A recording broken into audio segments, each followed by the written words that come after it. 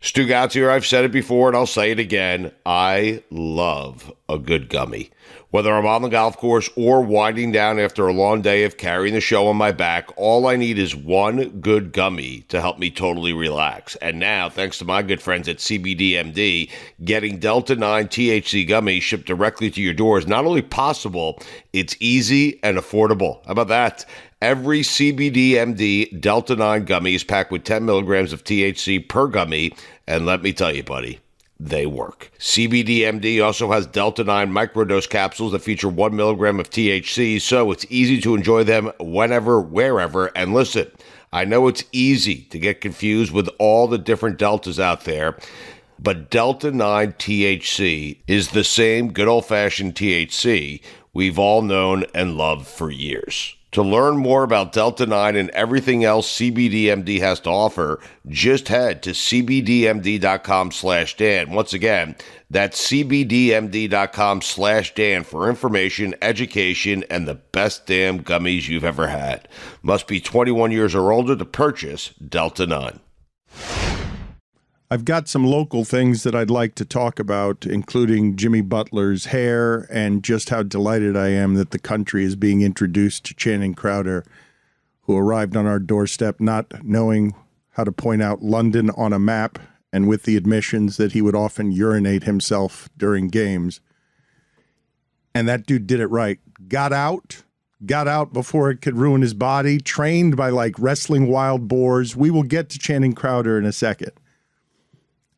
But we had high-level, uncomfortable meetings last night about needing to fire Mike Ryan because I believe that his top 5 MMA nickname list yesterday was egregious, offensive, and something that needs an apology because Rick the Ginger with the intent to injure Pfeiffer. You added a though, man. Was number 3 and not number 1. We have a 5 and 6 MMA guy. I see some of the feedback, and most people generally agree, but people feel strongly about this. Who are you taking off? You're going to take off the karate hottie? You can't take off the karate hottie. I'm putting him number 1. Whoa! I am over saying, karate hottie? Listen to me, and this is, I can't believe that you're stubborn and defiant and frankly insubordinate in the face of what is company-wide agreement that this list with Rick Ginger with the intent to injure again Pfeiffer was not number 1 as an MMA guy whose record is 5 and 6. He is a ginger. His nickname is the rare 8-syllable, 6-word nickname. You do not see a lot of that for 5 and 6 fighters. And again, the starting point is his name without the nickname is just 5 and 6 fighter Rick Pfeiffer. 5 and 6 Pfeiffer. That's his other nickname, 5 and 6 Pfeiffer. Rick Pfeiffer as a name is funny, and I'd be perfectly willing to fight any of the Rick Pfeiffers that have been built throughout time. I don't want any part of Ginger with intent to injure. You've been mocking Dan for using the on his Tapology page. Okay. It says the Ginger with the intent to injure. Wow, really? That makes it way worse. Two does. He should be off the top 5, not number 1. Mike. Yeah, that's terrible. How dare you? No, that's awful. Two does? That's a word salad. It is a consensus among the company that what you have done is so wrong, and you continue to double down on it, stubborn in cancel culture age, that you're not being offensive when you are being offensive. How is John Anik supposed to say that, Dan? I can't even say it. The Ginger with the intent to the injure. Yeah, that's terrible. It's really worse for Bruce Buffer. Oh my God! Well, he just powers through it, though. Have you seen Bruce Buffer just keeps amplifying what it is that he does, and now he gets directly into the face of the MMA fighter, and he just yells their names, and it psychs them up so well. And then someone tears out their shoulder in the first 5 seconds. Yeah, it's so weird. Like, actually, I don't know where I saw a video of Bruce Buffer actually like physically moving in the octagon. He is like, He's like a shark. he's like jumping from side to side. And he so gets to the much guy and says, "Fighting in the blue corner! Fighting! Yes. Yes. Fighting! Rick the Ginger with the intent to injure! Fight! And it's like the second fight of the prelim. Yeah. It is wild. Where does he find the energy? Oh, I was in a Vegas club with him at 5 a.m. Whoa. And Do tell? his personality is that, and there are limits to how he can evolve as a buffer. And it's just, you got to keep going crazier. Imagine trying to keep up in that game where your brother's the one who copyrighted a phrase I don't even know if I'm allowed to say. Don't you do it. Don't do it. You I care about you. Because Don't do it. Because he copyrighted it. Can you get away with saying the "let's get ready to the rumble"? Buffer is the lesser Buffer brother. And the more famous one is Regal. So now he's taken dark side elements into I have to be less Regal. And furthermore, my calling card has always been my energy. How do I continue to top my energy? It is a very hard, he's got a very small space to grow as a personality. So of course he must wander around like a spider monkey aggressively around the fighter, howling his nickname at him in a way that makes Bruce Buffer the show, because he's got to hang on to the gig. There are young people coming for what he wants, just like in the world that he operates in, and he must protect his thing. And how do you do it? By being even more cocaine-y. Because Bruce Buffer, in some respects, it outpaces Michael Buffer for sheer work. At this point, I think he's probably the Buffer that is more in the public conscience more often. But as you said, that stoicism does not allow for Michael Buffer to have to, put on a show, right? He can just stand there, say the name of the boxer, and move on. But Bruce Buffer has to have a gimmick. And so, as you said, has to continue to push the envelope. It's got to be really tough for Bruce, because he's got to go home and be like, my brother can just stand there, say the name of the fighter, say the phrase, move on. How but frustrating. I got to keep elevating my game. I got to keep stepping up.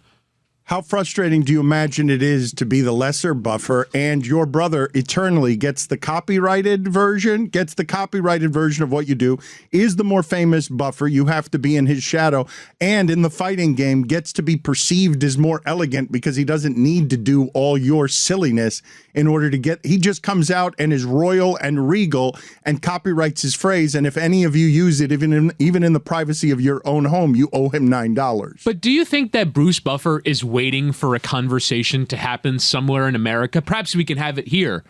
Is he now the more famous Buffer?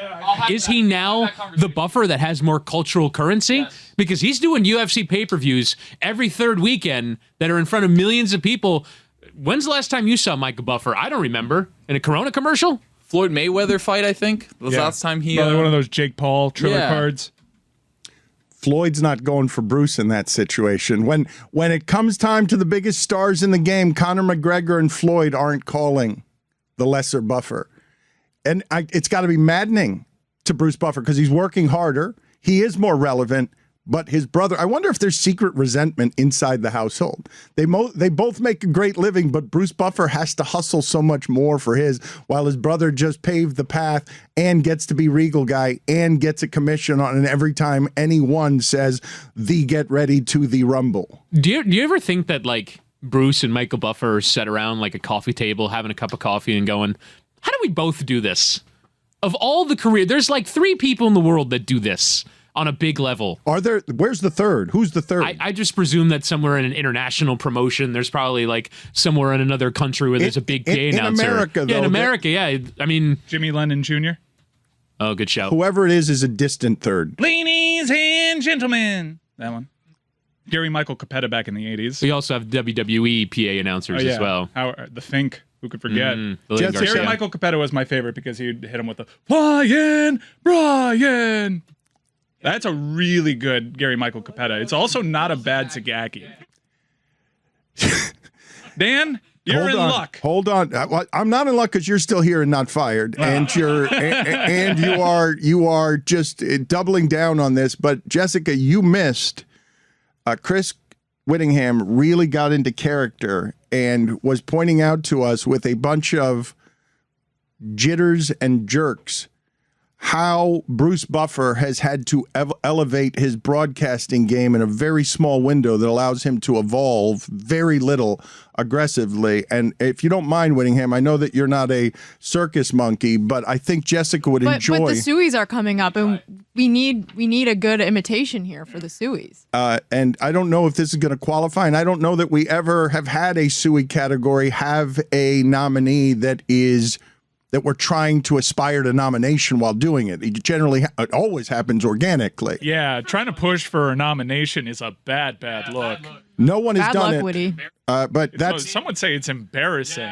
I'm being asked to do this. I did one already. I feel Really like bad luck for that you, was though. that was good enough. No. it was good enough, and I don't want to. Well, I do want to put you in a bad spot, but I want to pretend like I don't want to put you in a bad spot and rationalize that away in a way that makes me feel better about myself. That's been your MO for 10 years. I was hoping you guys wouldn't notice. It took you 10 years to notice because I've been doing it for 20. No, it took me one conference call when I was in Fort Wayne, Indiana. When you jitter and jerk here, Jessica has to see you trying. This is the pressure that's on you now is the pressure that's on Bruce Buffer because you already did it once. You did it well. Now you have a very small window of improvement and are self-conscious, but this is where Bruce Buffer must live. How do I evolve? How do I keep up? How do I stay in the game? How do I fight off this Jimmy Lennon Jr. who keeps coming for my space here as the second most famous fighting announcer? And so you have a very small window here to be Bruce Buffer. But just to set it up for Jessica, what Whittingham is aspiring to here is to find the place where Bruce Buffer can be maximum Bruce Buffer when there's not a lot of room to improve over the last 10 years he's been doing this. And his only means of improvement seems to be to get more and more aggressive when no one's there for him. And he is juicing everyone up. That's not disputable, right? He is great at this, and he gets the fighters juiced up, the crowd juiced up. He does this very well because he lets it all fly. He traditionally doesn't have this great ring announcer voice compared to his brother, which a lot of people do. His brother's got the golden pipes, but he makes up for it in energy. I will say that he's probably learned how to be litigious from his brother, so tread lightly here when imitating him. The grit is what he has. His brother's regal, makes it look effortless, just slides out there, fluid. He doesn't have those same gifts, but he's a grinder. He's a hustler. I introduced to you limited fake Bruce Buffer. It is the time! Fighting in the blue corner, Anthony, the Cuban pilot, Coladion! Who's in the red corner? Who's in the other corner? I just want him to blow out his pipes before into Miami this weekend. How many soccer games you calling? Give me the red corner. He has the red corner is the ginger with the intent to injure, correct? Oh, yes. Well, Dan, finally, you gave me enough time to come up with another top 5 list. And I'm not shifting the first one. I gave a lot of OLIs. A lot of people came at me with Vanderlei Silva should have been on there. OLI. What do you mean you're not shifting the first one? By Nope. company edict, I saw it sent out on memo. We are officially making the ginger with the intent to injure number 1 on this top 5 list. Fire me. I'm telling you right now, I am not moving the ginger with the intent to injure above the Dean of Mean Keith Jardine or the Karate Hottie. I stand by my picks. Deal with it. But now, the top 5 worst MMA nicknames of all time. I don't think that we can move off. Jardine and the Karate Hottie are not better than the ginger with the He's intent the to injure. Dean of Mean. The Jardine, Not the Dean of the Mean. No, the Dean of Mean is being carried by the Jardine. The Dean of Mean by itself is not standalone. That's the key. The key is he's a ginger with the intent to injure. He's 5 and 6. His He's name not- is Rick Pfeiffer, and he's 5 and red. 6. He's 5 and 6. He is 5 and 6. It's a miracle he got on the top 5 at 5 and 6. His nickname should be 5 and 6 Pfeiffer. What's this guy's name? Jardine? Jardine. Why Like am I sardine. craving an Italian beef all of a sudden?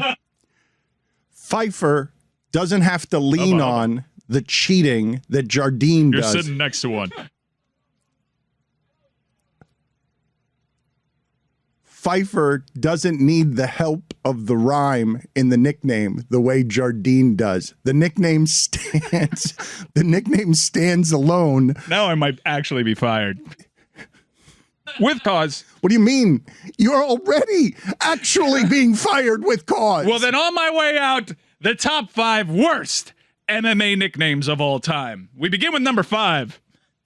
Joseph, the Hoe Bag, Bochenek. Hoe bag?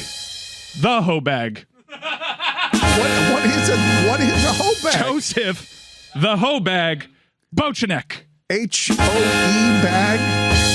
The Hoe Bag. Bag of, okay. As if there were a bag of hose, but Okay. it's but the Hoe Bag. But it's H-O-E, not H-O apostrophe? H-O. So it's short for whores? Maybe his name, maybe he's Spanish and he goes by Josef.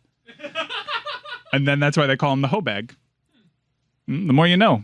That's Run. 5? There are Quit being so 4, there are myopic. 4 worse than that? Number 4. I believe I went to high school with this guy. Kooky, the Flying Cockroach Alvarez. Didn't we all in Miami?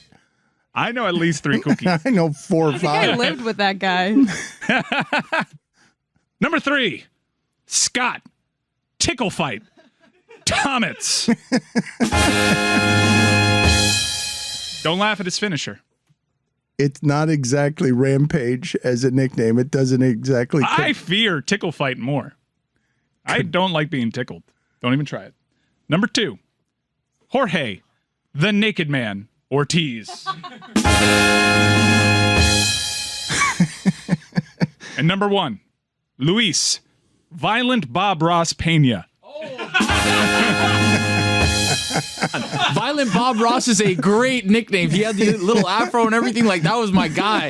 And then he lost like 7 straight. Yeah, but he looked just like Violent Bob Ross. It was great. Violent. Loved Violent Bob Ross. I wonder what Am I parts- rehired? No, No? You're It was still, Hobag? You're in purgatory. You're double fired now. We have to go through a bunch of paperwork in order to find out how to correctly fire you, because these things are not easy anymore. Lawyers. I really wish Tickle Fight fought Vanderlei Silva in the UFC, so you'd have the Axe Murderer versus Tickle Fight. I would like to see Naked Man versus Tickle Fight. I have to be honest.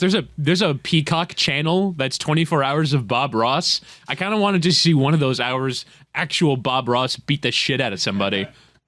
Violent Bob Ross. I don't know that I could come up with very many funny visuals better than the soft and smooth Bob Ross, just picture of tranquility, making art for art's sake, and then all of a sudden has a rabbit streak that could finish you with a chokehold. For those in the audience, please Google Violent Bob Ross. You'll see why he got it. Deservedly so. Well, it's all afro, is it not? Bob Ross, when I think of Bob Ross, physical features, all that you have to have is sort of the poofy hair. And the beard, and the fact that you might live on a nudist colony. Can you imagine how scary it is to approach Bob Ross with whatever your preconceptions are of the painter Bob Ross, expecting, like, do you smell like granola? What's happening here? And next thing you know, your nose is bleeding because he kicked you in the face. You're in a triangle chokehold. You weren't expecting it. You were just standing there you wanted to have a conversation about how to draw trees, and you're just holding your nose now because the bottom of his foot has hit it. Snap your shin bone on his leg. That's always my least favorite thing about MMA. The leg, checking the leg kicks. When that happened to Chris Weidman in April of 2021, where he went to kick somebody, I don't remember who the other fighter was. Was it Silva? Was it like inverse? No, Weidman had it Silva. happen. Yes, to had Silva. it happen to him, and Yeah. then Weidman went to kick somebody, got checked with the shin, and then his leg broke in half, and then he went to step. The worst part is he went to step back on the broken leg that was like a 90-degree angle, Yeah, because and it then happened so realized that fast. his foot wasn't there, and it was just his shin bone hitting the canvas. That wasn't great. Well, you say you watched All-American. it on television, but I went to see Silva, and it was Octagon side, and that was a fun fight, and Buffer had gotten everybody riled up, and to be that close to that sound, to be You heard the sound? that was right there. Of Silva's leg It was snapping? so unpleasant. Yes. Was that the one that you went to with Barkley? Yes. Wow. And he and the same sort of thing happened where he immediately recoiled. You're there for a fight. The energy level gets to up there, and you've heard not just something snap, but something snap on a legend that represents the end of his career as the best pound-for-pound fighter in the sport. Everybody in a room, in a giant room filled with people who are there to pay respect to Anderson Silva and were in a froth because you're there to watch people fight in a cage. Everybody there for the gladiators. I thought you said fight Nick Cage, which I definitely, good luck with that. Good luck. You see those roundhouses in Con Air? Kick it clean off like it would be a serrated wound. Why Con Air, though? Why wouldn't you do Ghost Rider or any of the other Nick Because Cage? he didn't throw a roundhouse kick in Ghost Rider. He had the chain. It's a foreign object. You're saying that the most violent, scary of the Nick Cage characters that you would least want to fight is the one is Cam Poe? No. I'm saying in terms of martial arts skills, it has to be Cameron Poe. There are several other Nicolas Cage characters that he's played throughout the years that are far more terrifying. Like the dude from National Treasure. But none of them have MMA ability? When he played Castor Troy, no, that was more, gunplay. Cameron Poe was the most adept at the martial arts, no doubt. To have a room full of people who are there for the violence and the energy just stop and be like, oh, we know what we just saw there. We know what that sound means. That's terrible. To have it end, to have the end be like that, to be a sound that in the middle of the violence that is the human body of a champion betraying him is really unpleasant. But now we've ruined this. Yeah. The Weidman one was even worse. When it happened to Weidman, when he, like Tony said, when he took the step back and he stepped back on the compound fracture. Tells you a little bit about where the adrenaline of these guys is in a fight, right? When he doesn't realize that he's lost the foot, and his instinct is to just plant on it when the leg is gone. Yeah, that sport's kind of gnarly. And there's a card every week now. Every week. I'm gambling again. Stugotz here. I've said it before and I'll say it again. I love a good gummy. Whether I'm on the golf course or winding down after a long day of carrying the show on my back, all I need is one good gummy to help me totally relax. And now, thanks to my good friends at CBDMD, getting Delta 9 THC gummies shipped directly to your door is not only possible, it's easy and affordable. How about that? Every CBDMD Delta 9 gummy is packed with 10 milligrams of THC per gummy, and let me tell you, buddy, they work. CBDMD also has Delta 9 microdose capsules that feature 1 milligram of THC, so it's easy to enjoy them whenever, wherever. And listen, I know it's easy to get confused with all the different Deltas out there, but Delta 9 THC is the same good old-fashioned THC we've all known and loved for years. To learn more about Delta 9 and everything else CBDMD has to offer, just head to cbdmd.com/Dan. Once again, that's cbdmd.com/Dan for information, education, and the best damn gummies you've ever had. Must be 21 years or older to purchase Delta 9. When you shop at Walmart, you get it. Spend a little less on dorm must-haves. 8 a.m. class, 8 ounces of caffeine. A room that finally feels just like home. And create a space that's a little more you. With bedding from $5 and appliances from $9. Save money, live better. Walmart. Dan Le Batard. Dave Coulier is with us. Did you see the Shandling documentary Judd Apatow did? Stugotz. Yeah, I was in it. This is the Dan Le Batard Show with the Stugotz. We are presented by DraftKings Sportsbook, an official sports betting partner of the NFL. Download the DraftKings Sportsbook app today and use code Dan for a special offer when you sign up. That's code Dan, only at DraftKings Sportsbook. What have you guys seen? Because Tony and Juju and a cast of characters will be watching the fight on Saturday on YouTube. What have you guys seen in the changes of the industry as, if you've been watching this for a long time, if you've been listening to us for a long time, we were talking to Dana White back when he was signing extensions in an alley at Fox because he was so desperately trying to make this cockfighting thing that John McCain was trying to keep out of the mainstream. And we've told you the stories around here before that John Skipper, our CEO, would not allow Disney to... Dana White always wanted John Skipper to go to his fights and sit next to the octagon with him to legitimize the idea of this is mainstream, it's okay. And Skipper would not, because Disney couldn't do that. And since then, Disney and the pandemic and them being great in the streaming era during the pandemic, because Dana White blew through everything and was able to get people to fight and make money. What have you seen in the changes of the business and the dilution of the business? Because you shouldn't be having these fights every week. I have to check it out. I think they so outperformed their initial deal that they actually extended and reworked the deal prior to the pandemic, and then it became an even greater value for ESPN afterwards. And that's after making it a more level with their current place in the marketplace kind of deal. What I've seen more is legitimacy, not within the broadcast, because they've always owned and operated their own broadcast, which is very surprising for Disney to get involved. They do not produce it, which is why you have so many cutaways of Dave Portnoy. If ESPN were in charge of it, like they were in charge of the NBA Finals, where Portnoy was sitting sideline, you wouldn't see him. But UFC will lean all the way into it because that's good for their brand. But what I've really seen in terms of legitimizing it is a coverage around it. ESPN would, on SportsCenter, they'd pay attention to the big super fights that were property of Fox, but they wouldn't pay attention to Fight Night London. They wouldn't be talking about that. They wouldn't be talking about the gambling angles. They wouldn't have other additional programming like they have now on ESPN Plus that is built around MMA. And it's with good reason. Nobody pumps an audience to an event that they have the rights to better than ESPN right now.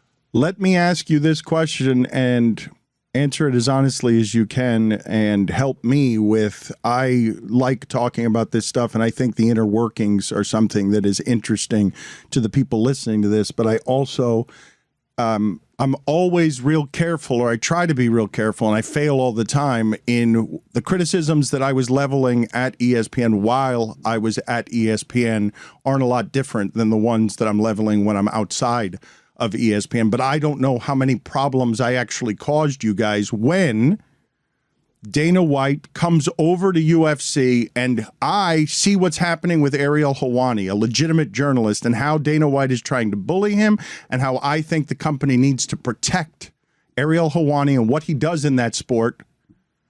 Checks and balances, the media can be bullied by Dana White. I wanted Ariel Helwani to have power in his sport, but because Dana White was bringing in the money and because Dana White had gotten involved with Disney, I found myself in a position where I had to do spoof type stuff on the air, where I'm calling Kornheiser on FaceTime and I'm fooling around calling the sport sewage or from the gutter or whatever, doing it as parody. And I don't know how much trouble I actually caused you guys, Mike, because you ran interference and it caused you guys a lot of problems because they have all these league partnerships. And at this point, it got to Dana White that I had called it, even though I was a supporter of the sport, that I had called it sewage. Dana White evidently flipped out, and they've gotten more and more power at Disney because they're producing their own events, which Disney doesn't allow people to do. And beyond that, they're making Disney a huge amount of money because they're a valuable property. Yeah, it was right before the first card that UFC had on ESPN. It was a Nagano card. And I'm not exactly sure it was even around Ariel. I have to dig around like news articles because it's not the first time that we stepped into it with the UFC, and it wouldn't be the last. But what was particularly troubling was Maverick Dan, knowing what he was doing, going at the UFC on the eve of their big ESPN premiere, when that's supposed to be a kumbaya time and we're supposed to drive people to the event. That's when you decided to be particularly outspoken about the dynamic, which obviously, if UFC is onboarding as a league partner, that's not how you launch a partnership with one of your tentpole talents kind of taking you out. I would argue that there are many ways to promote an event, and it doesn't just have to be infomercials. Like, you're allowed to bring attention to an event by causing some sparks around it without being a bad partner. But this is one of the many things that runs into conflict when you're in business partnerships with these people. If my job's to entertain, my job's to be at a microphone, my job is to tell the truth, I can be a partner with you and tell the truth and bring promotion to something that has a dirty underbelly. I don't have to sit out infomercial style just applauding, hooray! There's a partnership. I can create a buzz around that isn't just 100% wearing a cheerleading outfit. So around the time you tweeted at Dana White specifically, the courageous are too disposable when you've gone this corporate. Everyone from the broke to the best, like many of its combatants, this gritty sport rose from nothing as an underdog. But you've come in and now you are what you abhor. You are the establishment now. You went directly at Dana White. It's like, hey, Monday Night Football is about to premiere for the first time in years. Let me go at Roger Goodell. We definitely deserve to hear from corporate. We navigated it. They didn't stop us from doing it. It was just like, hey, make sure that if this goes out there, there's the appropriate pushback. And I thought it was a fair note. You knew what you were doing. Come on. They didn't stop us from doing it then. They stopped us 2 years later. And whether I knew what I was doing or not, my job is to do that. Like, notes from corporate are good, not bad. Your job from John Skipper, as you understood it, was that. The second John Skipper was out, all the sins of your past bubbled up, and we got punished for something that was quite literally a drop in a bucket. Not punished, though, because you hearing about it is not me punished. I mean, would you like to sit in those? Because they're not fun meetings. I was not punished. No, you weren't. I was. Yes, that's part of the tension. No, that's part of my job. But it's funny to hear you say, well, we weren't published. I wasn't punished. I certainly as shit was. That's the reason I'm asking you the question of what happened, because I've never asked you what happened there. Yes. I keep it away from you. Of course you keep it away from me, and that's why I would do it. Look, the dynamic is Dan knows precisely what he's doing on the eve of the UFC event. He wants to be a shit stirrer, and I'll suffer the consequences. That was what the dynamic was. That's what you hired. That's what you hired. That's what you thought they hired. But once John Skipper, the man who hired you, went away, they didn't hire that. They didn't want any part of that. As evidenced by everything that Chris happened Canty afterward. They wanted Bart Scott. As people start cutting cords and more streaming numbers are important to ESPN and other properties, the UFC becomes so much more valuable too because of the eyes and ears that it brings to not only visual but podcast too. And just, I want to say like a month ago, they increased the price of ESPN Plus, also increased the price of pay-per-views for ESPN events and specifically UFC events. So we're looking at a time where does and I don't think it's true, but Monday Night Football and all these different things are big, but like, where does UFC rank in ESPN's most valuable properties? It's only after NFL and NBA, I would say.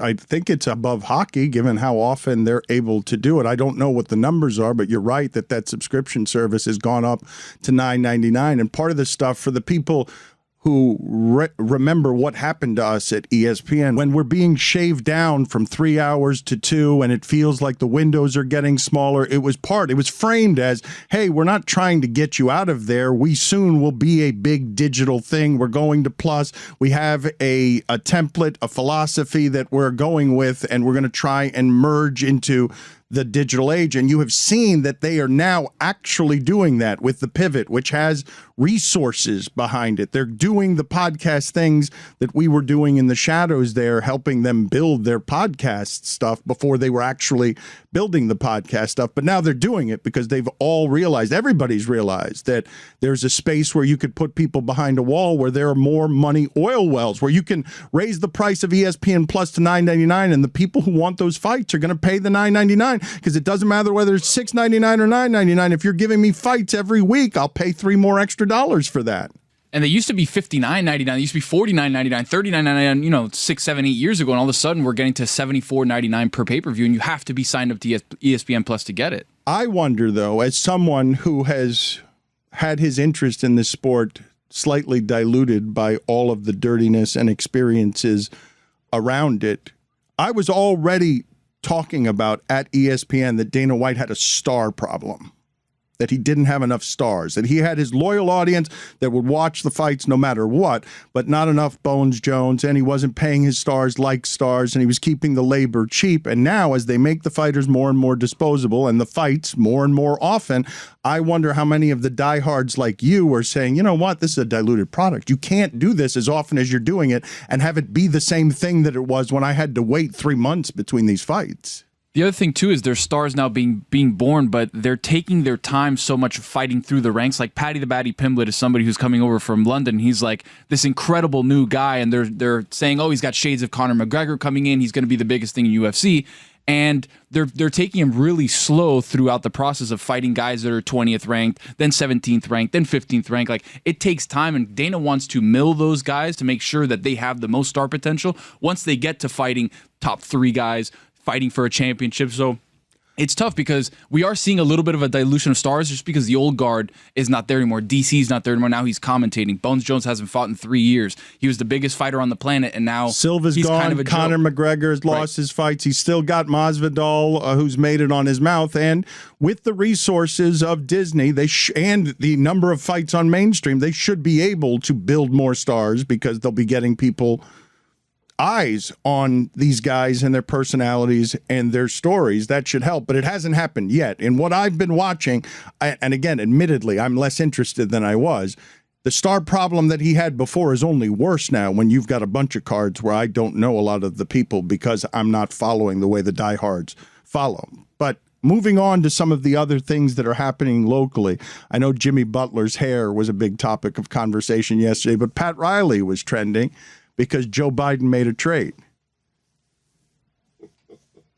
You laugh, Roy, but that's what happened. Joe Biden made tried to make a trade, I should say, made a trade proposal. Trade awful. There's a offer, proposal, A trade offer that is awful, yes, where you have to exchange a Russian arms dealer in exchange for Brittany Griner and Paul Whelan. And people saw, it's not often that we see highly publicized trades in politics involving famous people. And Pat Riley started trending because locally people are frustrated with Pat Riley. But what did you make of the news that Brittany Griner now has America's attention in a way that America is willing to negotiate at a time when all of these things publicly, where we're this divided, these are political tools used by Biden and anyone else to improve a popularity rating that really stinks, because bringing Brittany Griner home in what can amount to a hostage crisis, because it's a vape and it's 10 years in Russia and she's a star and you have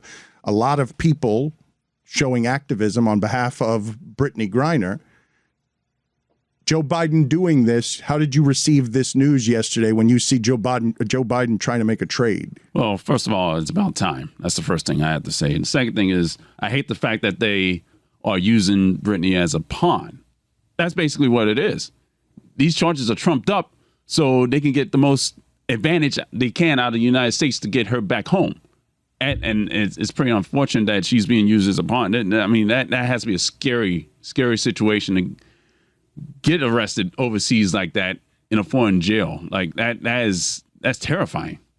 To clarify, you mean Russia's using her as a pawn? Yes, right? Russia is using her as a pawn. Yeah, Absolutely. So this is the first time that the administration has said publicly that they're willing to make any sort of action to bring her home. And so this had been rumored since, I believe it was whichever summit was a few weeks ago. That was the first time that U.S. officials and Russian officials were going to be in the same place since the invasion of Ukraine. And so it was, I heard on the New York Times Daily that there may be some sort of attempt at conversation through other people, because the U.S. is still not in direct contact with Russia since the invasion, that they would be willing to release this Russian prisoner who's been in the United States, who's an arms dealer, for Brittany Griner, if they could also obtain the release of Paul Whelan, who's another American citizen who's been in Russia arrested for over a year, I believe.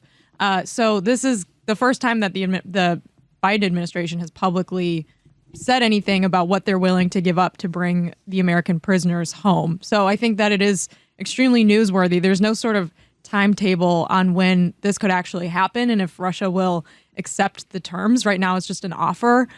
So we still have to wait and see what happens. But right now she's on trial. So she's been testifying in her own trial.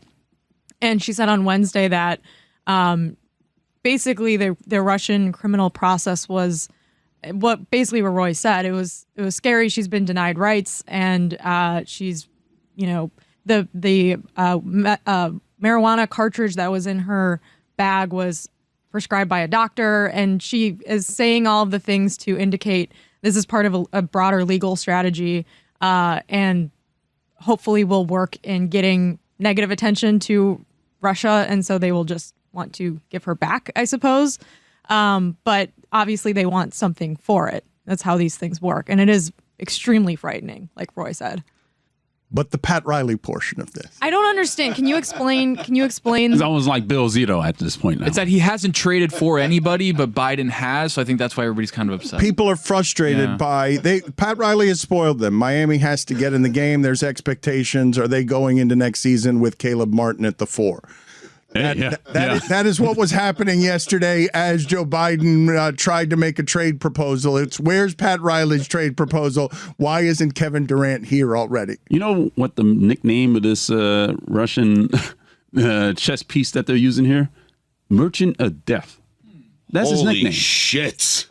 Good nickname. Wow. An amazing nickname. Merchant of Death. Does anyone in MMA have the Merchant of Death? We need to get somebody in MMA to get that nickname. I don't know if it's Ginger with the intent to injure good, but say, would it crack the top 5, Dan? If I were to say Rick Merchant of Death Pfeiffer. The crowd would go crazy. They'd blow the roof off the place. I'm betting on him. That guy's not 5 and 6. You can't be a merchant of death at 5 and 6. Roy, put it on the poll. Can you be a merchant of death with a record of 5 and 6?